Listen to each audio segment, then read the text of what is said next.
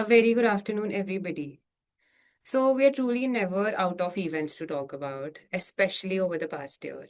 First, we had the tariffs, then we had the rally in gold prices. Now we have the oil, now we have the war, and so everybody is talking about oil, obviously.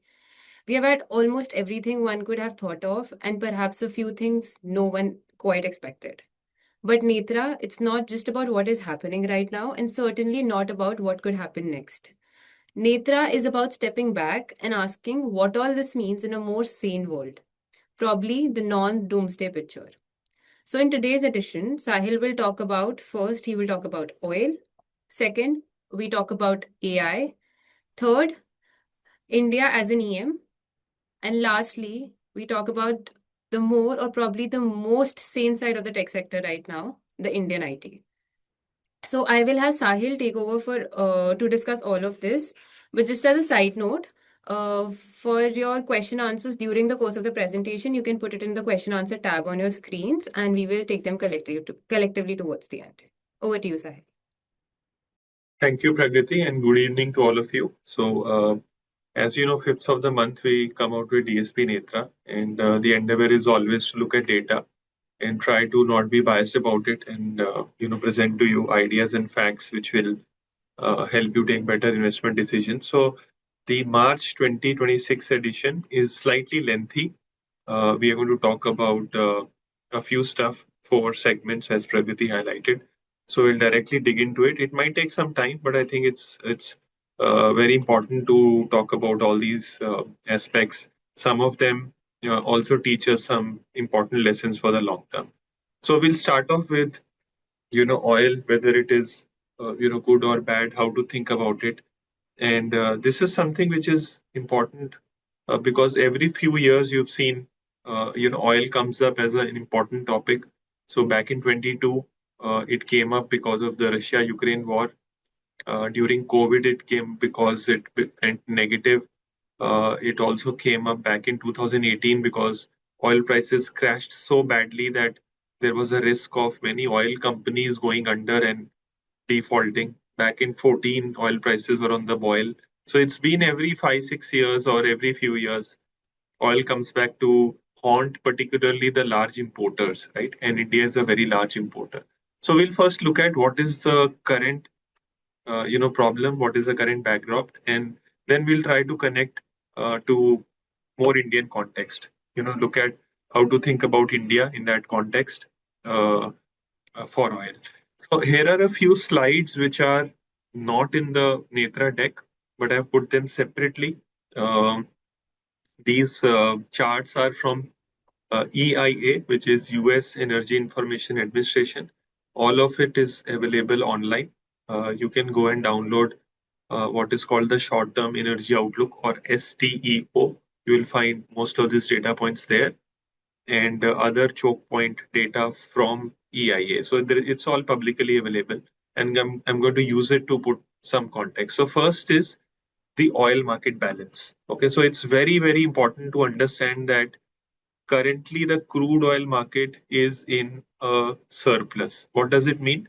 That the world production, which is the blue line on the left chart, is more than the world consumption for oil and oil liquids. Roughly about 108 million barrels is the current production, and about 104 or 105 million barrels is the current demand or consumption. So there is a roughly 2.5 to 3 million barrel surplus of oil as we speak today. Second, if you look at the lower panel, this is the implied stock build. How much of crude oil stock or inventory is built up right now, which is floating around in the world or in petroleum reserves across the world. You can see that we are at one of the highest numbers over the last 5 years. And in fact, if you go back to 2015 to 19 cycle, you will see that this is very close to the higher numbers of the long-term average. It is over the 5-year average of pre-COVID era, right? So first thing is that when you look at the demand and supply data and think about crude oil, the underlying fundamentals of crude oil are bearish, not bullish. Okay, so it's very important to note that the oil market is in surplus at this time because of the winter and seasonal disturbances. There is some supply issue for natural gas, but it's very seasonal in nature. Even that market is in surplus, right, in terms of energy. So energy market as a whole is not in deficit. That is something which you need to first understand. Second is that the oil production globally, you can see, has largely been going up for the last few years. It has gone up significantly. And in the foreseeable future, also, it is likely to move up. Okay, so production for oil is still inching up, it's going up. But if you think about it from a demand perspective, demand for oil hasn't risen as fast as the production levels, right? If you look at the demand for oil on the left hand side, you will see that the forecast is of a rise of about 1.2, 1.3 million barrels, but it will continue to be below the supply. Okay. That is a forecast. We don't know whether this forecast will pan out or not, specifically for the supply, because supply needs a lot of things to go right. But demand forecast, because it is linked to the global real GDP growth rate, uh, can roughly move in this direction. It can, of course, undershoot or be lower than this, but for it to be higher than this will take something very special, right? So it's very clear that the underlying fundamentals of oil market is not very positive. One major disruption which is ahead of us is that there is a likelihood that US production is already peaking out and it might start falling. But that fall also is not very material. You can see from 13 and a half or 14 million barrels a day is likely to go to 13 million barrels a day. Not a major difference, but one difference nonetheless, that rising production will give way to flattish production from US. But even after accounting for that, global production is likely to go up. So one first conclusion, that the underlying oil market has enough oil. There is enough oil in the world, and it is not a supply problem. Then what is the problem? The problem is of supply chain. Okay, what is the supply chain problem? This is all the major choke points of the crude oil trade. All these are the straits or seaborne areas and routes from where crude oil is transported in very large crude containers, VLCCs, etc., across the world. So if you look at it closely, the Strait of Hormuz, which is in the topic right now, this is where 20.9 million barrels per day is moved, roughly about 20% of global supply and about 30% of the seaborne crude oil, right? Which is goes through this route. So it's a very large number. 20% is not a small number. It's a very large number. It can move the market, and more than half of this total 21 million barrels a day actually goes to China and India. They are the biggest customer of oil moving from this area. It is transported to these two countries from this particular choke point, right? There is also one more major choke point, which is the Strait of Malacca.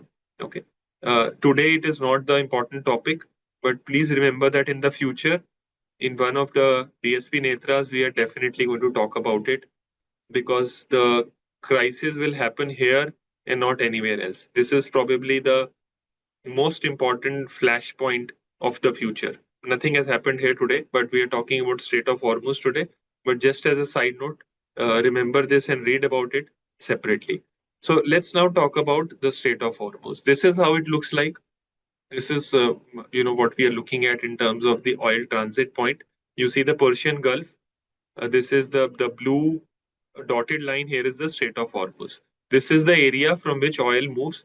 All these countries, including Saudi Arabia, which is the second largest producer of oil, for the very long time it was the largest producer of oil, just displaced by United States. Almost half or more than half of Saudi Arabian oil is dependent on movement from this area.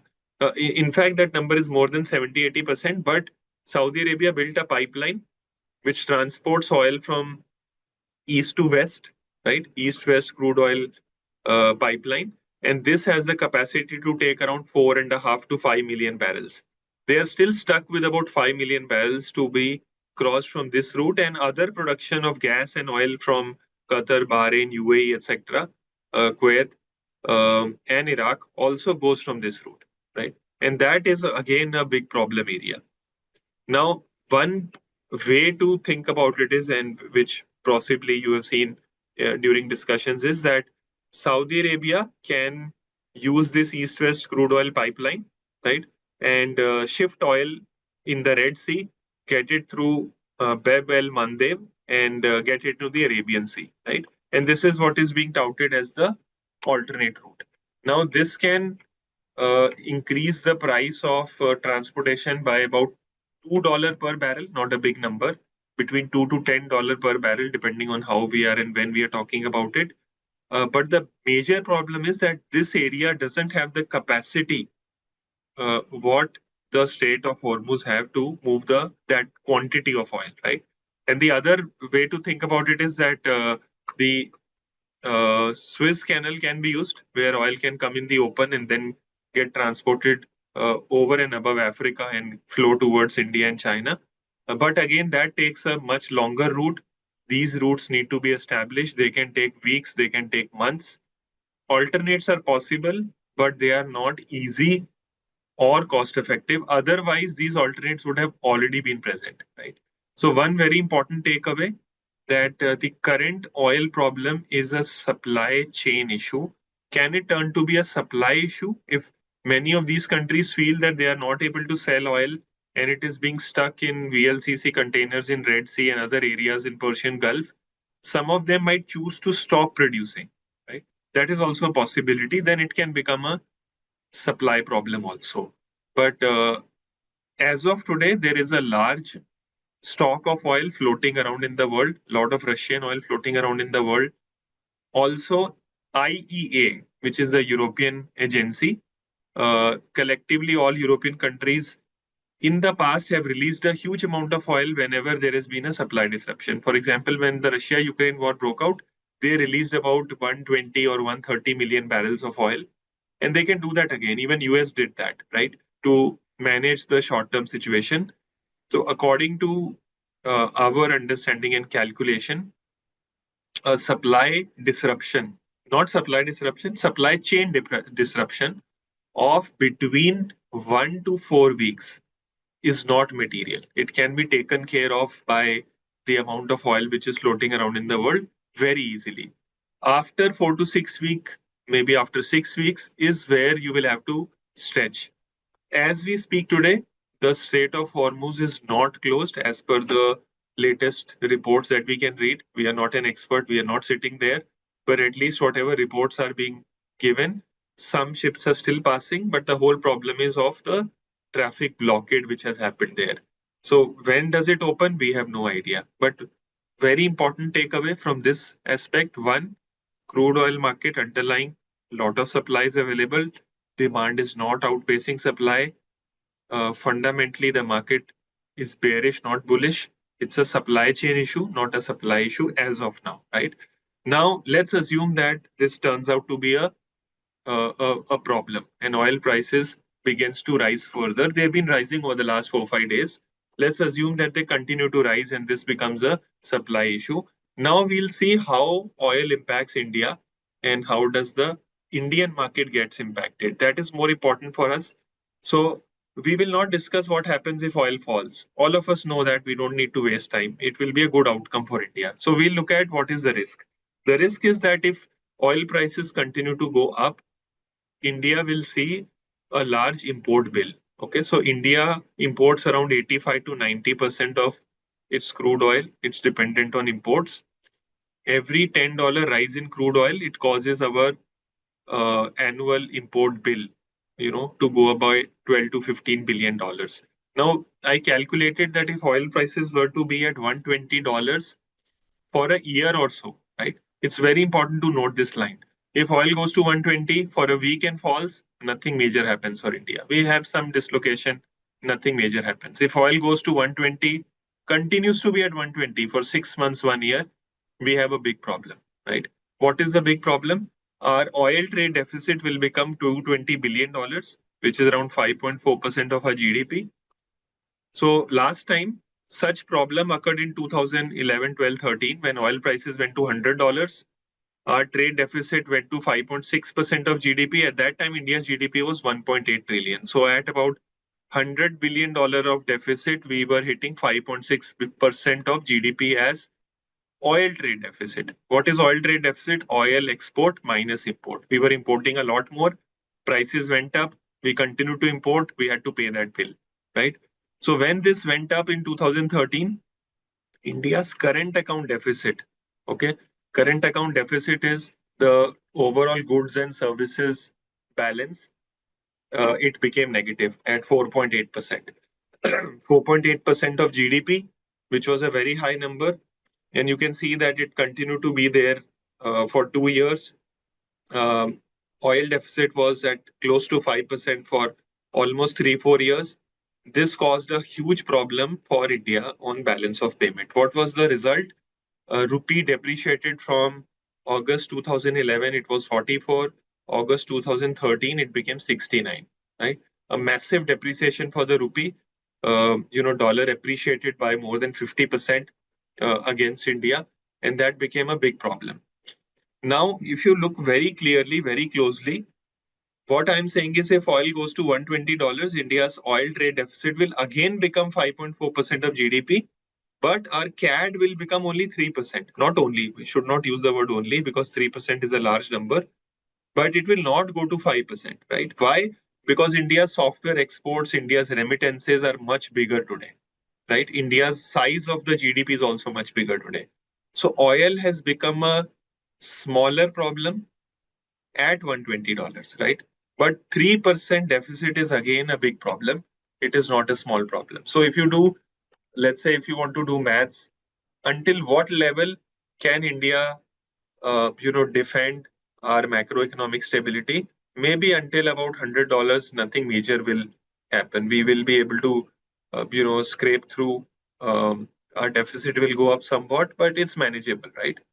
But the moment we start hitting this 3% CAD number, that is where you will want the currency to depreciate more, or you will want the local economy to slow down so that you don't continue to import so much, right? You will want to import less oil, you want to import less other commodities. That is called readjustment of balance of payment, right? That readjustment happens when economy slows down. The moment the economy slows down, it slows down its import, and the moment it slows down its import, exports continue at the same pace, your balance of payment crisis goes away. That is the natural readjustment which happens. For that problem to occur, oil prices will have to rise to $120 or so, on continue to hover at that level for a year or so, right? But stock markets and financial markets are not so patient. The moment they see oil at 100, and they extrapolate that oil is going to go to 150, 120, whatever is the number, it starts to hit the financial markets. Volatility goes up, rupee depreciates. That is the scenario which is detrimental for the Indian market. As of now, we have not reached that scenario. Oil prices are at $84, $85, which is not very high for India. Just 12 months ago, oil was $75. So on a YOY basis, we are maybe 12, 13% up, which is not a big deal. It appears big because it rose from $60 and went up. So it feels that way. On the whole, I think we are still okay. Nothing major has happened. But if this continues, as I showed you in the last 4 slides, it can become a major problem in terms of balance of payment. And the consequences are that eventually it can impact India's currency stability and stability of other financial markets. So this is how you should think about oil. Specifically, the background. In years where FDI and FPI flow is weak, this becomes challenging. Um, in years, if the FDI and FPI flow is healthy, this will not be a bigger challenge, right? So therefore, we need to think in that context on what is happening in the other areas. Last, very important disclaimer that all these numbers are made on Excel and models. The real life is very different from Excel sheet, right? Whatever models we make here, assumptions we make here, it may not pan out in real life. It may happen completely opposite or in a very different manner, right? So take these assumptions and ideas with a pinch of salt, because we don't know what other levers can. So that is how you think about oil, and you can read this section. This one slide is enough, and we've written about it in the past also. in previous versions of DSP Netra back in 22 and 23. You can read about that also. We'll go to the next section, which is on artificial intelligence, where we cover how much of spending has happened on this sector of the economy globally. So first is that we think that the amount of capex which has happened on artificial intelligence is crazy. Why do we think that? First is we look at the pace of growth. Over the last 5 years, the AI capex by big tech companies is about 32% CAGR. We haven't seen this kind of 5 year CAGR number ever. I haven't seen it for any sector for at least for the last 2 to 3 decades. And even if you look at data for 50 years, you will not find this number. Even .com capex did not have this kind of a CAGR number, right? Which was the biggest number that we've seen. Oil and gas was much more slower, right? So when you look at and compare it to all other aspects of the economy, nothing comes close to this number. So it's we haven't seen this earlier. Second is that a question is how much are we paying for the AI sector or this AI era, right? So if you think about that, currently AI related only listed firms have a market cap of about 25 trillion. If you add the unlisted part, it goes to about 27 to 28 trillion, or about one fourth of global GDP. Right? This is the market cap that AI is commanding today. This is the highest market cap that any sector in living memory of the financial market has ever commanded. Not even oil and gas went to this extent at the peak, or the railways or any other sector from a listed and unlisted standpoint. So the amount of market cap that it commands is completely mind-boggling, a very high number. Second is that it is now bigger than many other aspects that we've seen together. So we put down some numbers. So total spending as a percentage of GDP in US is now bigger than all other previous big spends that we've seen, except the Louisiana purchase of by United States from the French colonists. They purchased that area. Except that, it is the highest on record ever. It is roughly about 8x of the .com era capex based on the same timeline. If you start it together, for a while they were matching each other, but in the last 3 years, it has just skyrocketed. The .com, it has skyrocketed 8x of the .com era. It is bigger than a military spend of most countries, second largest to be precise, just behind United States. US spends about $1 trillion in military spends. Big tech capex was already 424. Currently, it is 600 plus, 646 to be precise. This number is older because the defense spend data is old, right? Big tech's capex is also now almost equivalent to, just 10% lower than, all US banks lending put together, right? If you put all the loans that US banks give, all the banks put together, that number is similar to what big tech is spending, right? So these numbers are completely out of history books. We haven't seen these numbers. And I've done a matrix on how do you compare them. I will not read all of it. Just I'll tell you 2 or 3 very important aspects which are different in these two eras. First is that in this time, there are a lot of profitable firms undertaking this capex cycle. In the .com era, the profitability was a problem. Most companies were expecting profits but never made them. In this era, most profitable companies are doing capex, right? Now, there is a very important distinction in my second statement. A lot of people believe that this AI era is profitable. Now, that is a misrepresentation. All the capex which is being done for AI does not come from the AI business. It comes from the legacy business of hyperscalers, right? And those profits are being utilized to create this new sector era of artificial intelligence. Artificial intelligence by itself is still not profitable.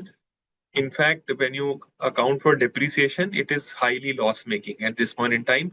So the apple to apple comparison between .com and AI will still be very similar. But because at that time there was a huge amount of PE funding, a large amount of debt also.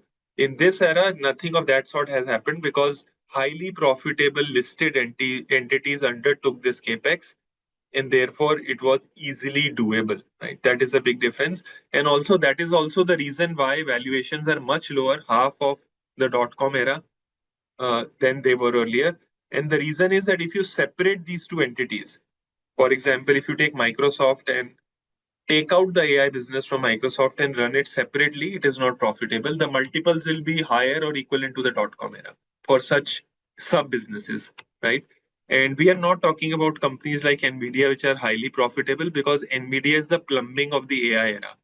It is not the end product, right? It is providing the sector, the infrastructure of this era, and not the end product. So the comparisons have to be that way, and I've written about them. You can read it here.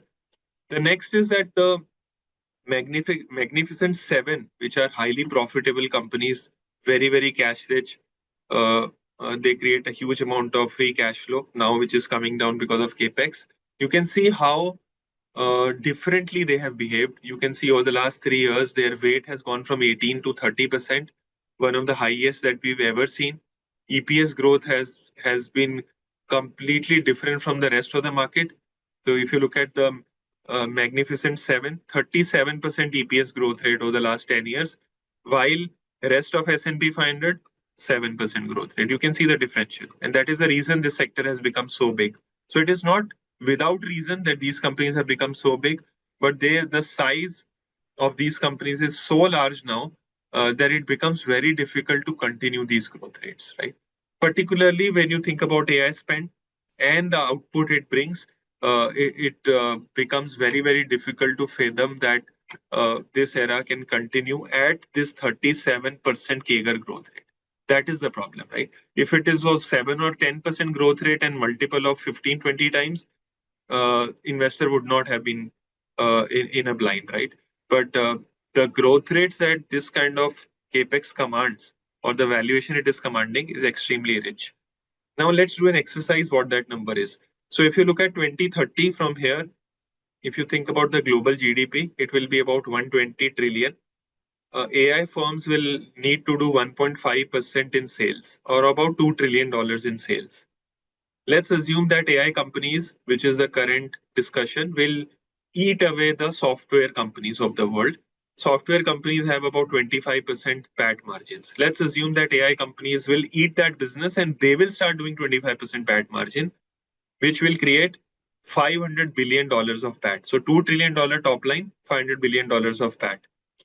At this time, the world is giving them between 25 to $30 trillion of market cap, right? For $500 billion of profit in 2030, which is a multiple of 60 times, very similar to what the dot-com era multiple was. And that is what I noted in the last slide. It is not very different from what we've seen earlier, but it does feel different because there are so many, uh, you know, narratives and ideas and happenings that are taking place on a daily basis. So it keeps the mind busy. But of course, there are historical precedents to this, which you can look up in hard number. So from this section, very important to note that the capex is now exceeding anything that we've ever seen before, and valuations are also exceeding levels that we've never seen before. So it is more of a word of caution for this era. This is US equity market on the whole. You can see valuations are close to 40-year high for US. Earning growth continues to be strong in US. There is no doubt about it. If that growth slows, this will become a problem. Capex to nominal GDP, once again, at one of the highest level, purely driven by the top 10, 15 companies. Tech stocks price to sale at the highest level ever seen that we've ever seen. And you can see S&P earnings yield to bond yield at one of the worst levels in terms of comparison to the bond market.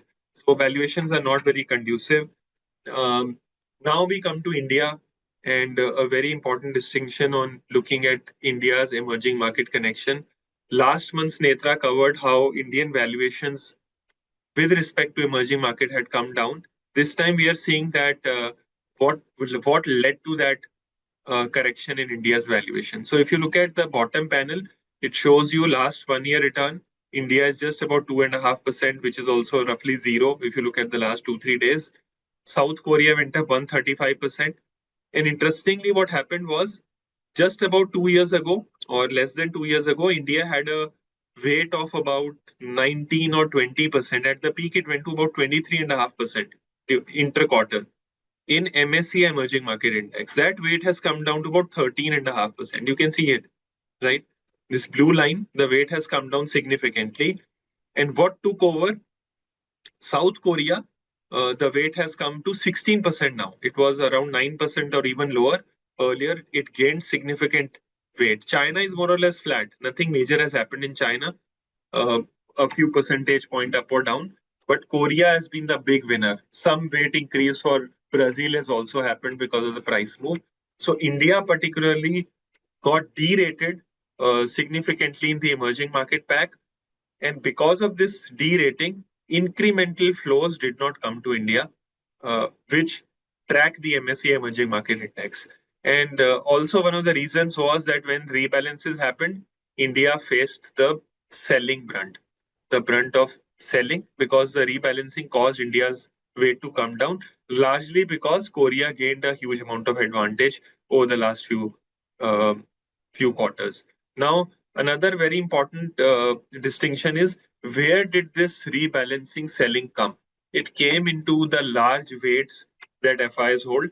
What are those large weights? Banking, technology, FMCG, oil and gas. You can see the data. You will see that tech, particularly, was the hardest hit, one of the largest weights. If you go and check, for example, the FI holdings of companies in the Nifty IT basket, you will see the dramatic shifts which have happened. Similarly, you will see dramatic shift which have happened in private banks, and largely a function of how these ratios have panned out. And these ratios have nothing to do with what India did absolute on an absolute basis, but on a relative basis, because Korea gained quite a lot, and those rebalances has hit us quite a lot also. Also, it has got to do with India's valuation, because this is only about passive money. Discretionary money doesn't follow indices, right? Or to a large extent doesn't follow it. So discretionary capital could not find attractive valuation and maybe would have become net seller. Now these numbers have become much smaller. Incremental selling pressure for some of these names should be lower than what it was in the last 16 to 18 months. Now, this is a very important insight.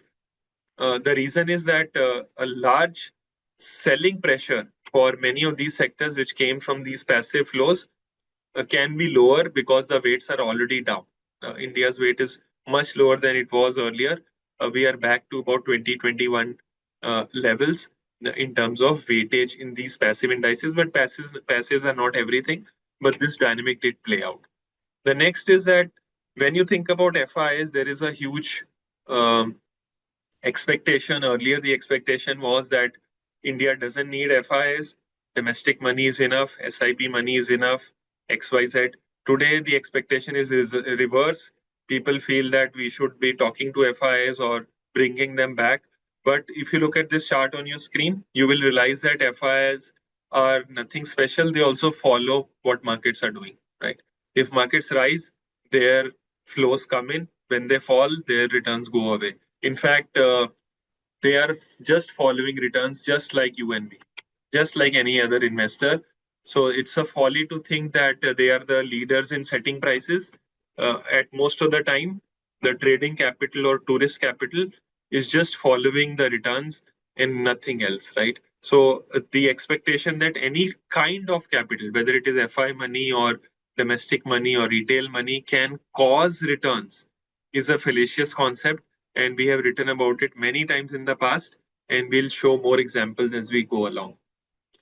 The next is, where could the next batch of better returns come from? So in this chart, what we've shown is how much far away are we from isolating the risk aspect from the 10-year rolling return, right? So if you look at these charts on the screen, the solid line is the current line where we stand in terms of 10-year rolling return, and the dotted line is where we stood in September 24, right? Where we were in September 2024. So you can see that in many areas, the dotted line has moved ahead. For example, in international equity, the returns are much higher.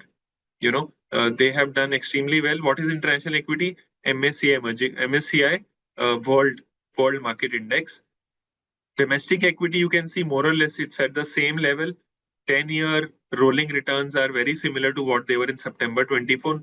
Nothing major has happened.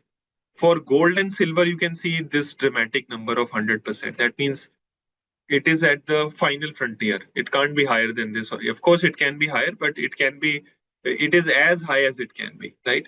The only place where it is lower is the debt market, right?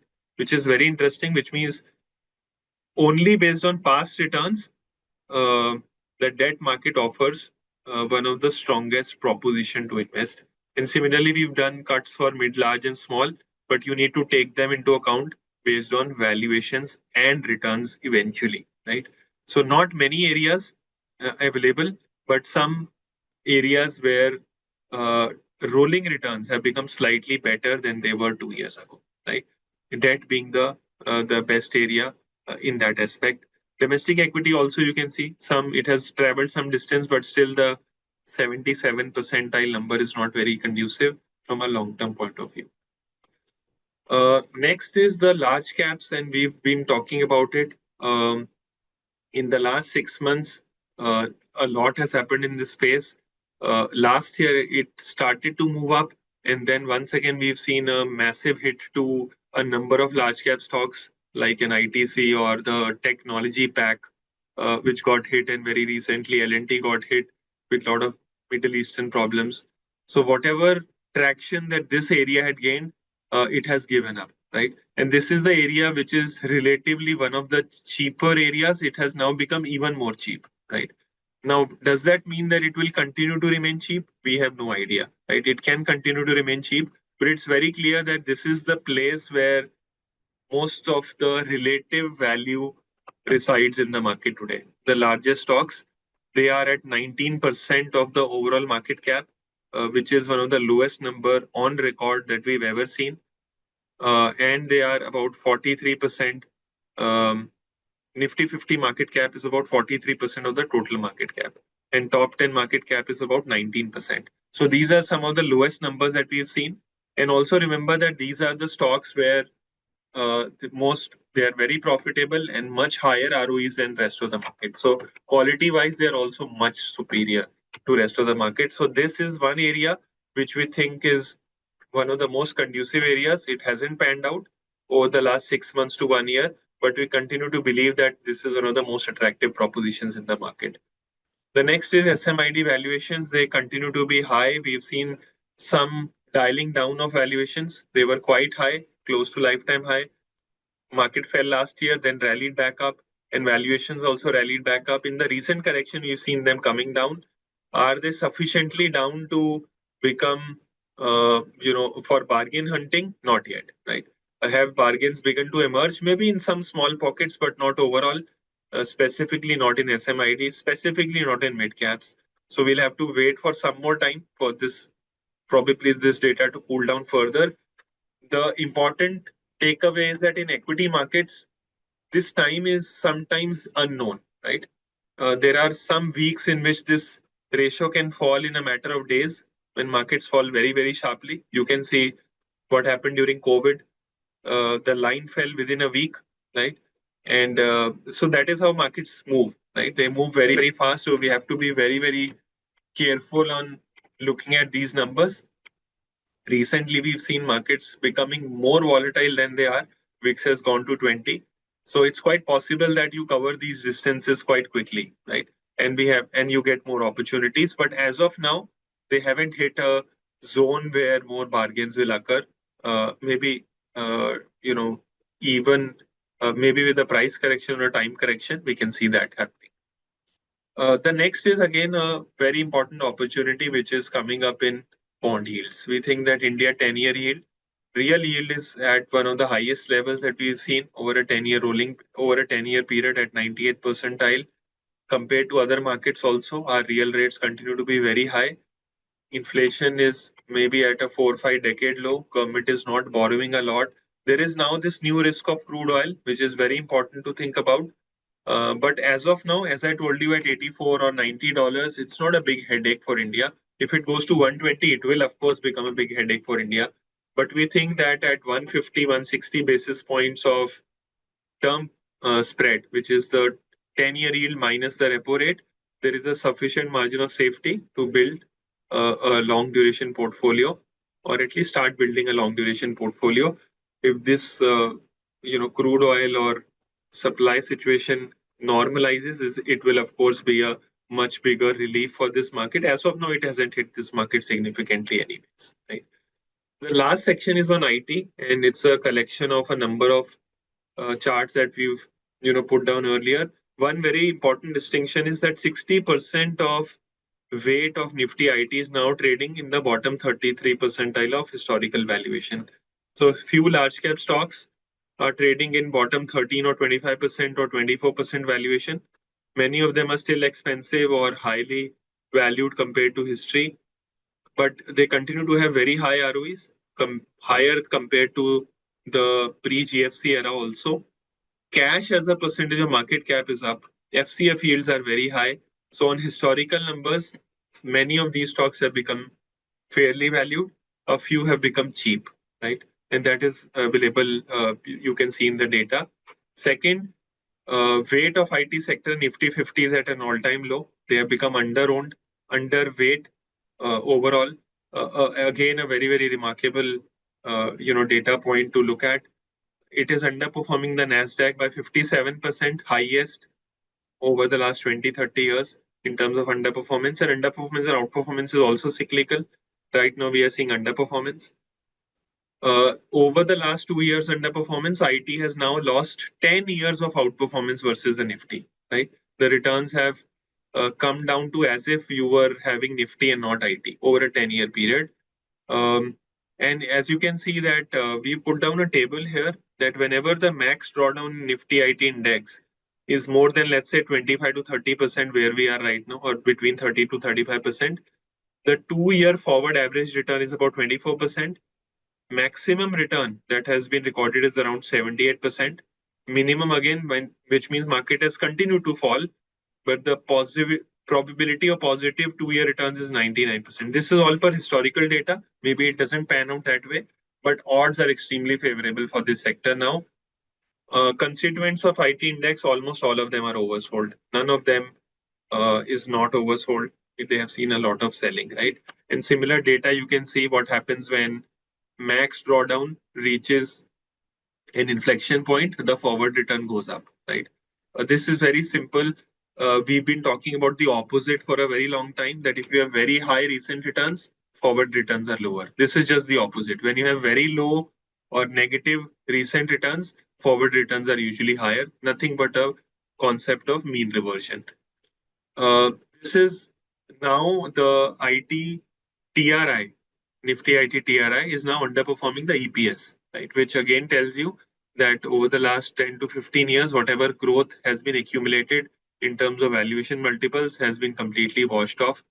One more reason to think about this sector. And of course, there is a lot of debate on AI taking away this sector. Let me give you two perspectives. Number one, there is a huge amount of debate, and we can have a 30-minute separate discussion on that.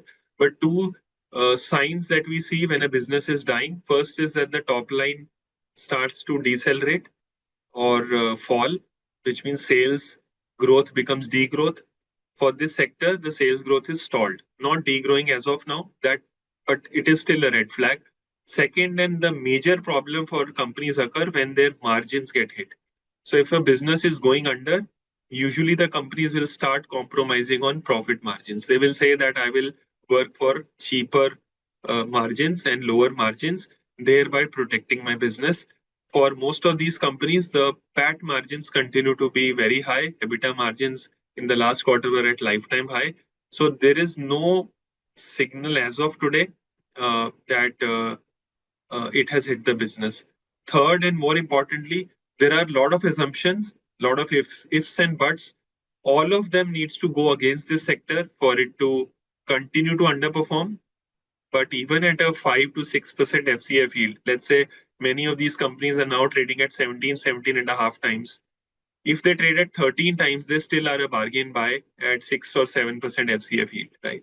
So if you think from that perspective also, the downside in this space will be much lower than the downside in, let's say, other part of the market, cyclicals, metals, some small cap companies trading at 35, 40 times multiple. So when you think of equity valuation or relative weights that you need to create, this will become a much preferred area compared to the rest of the market. And as you can see, many of the large companies of this sector are trading below their long term valuation multiple.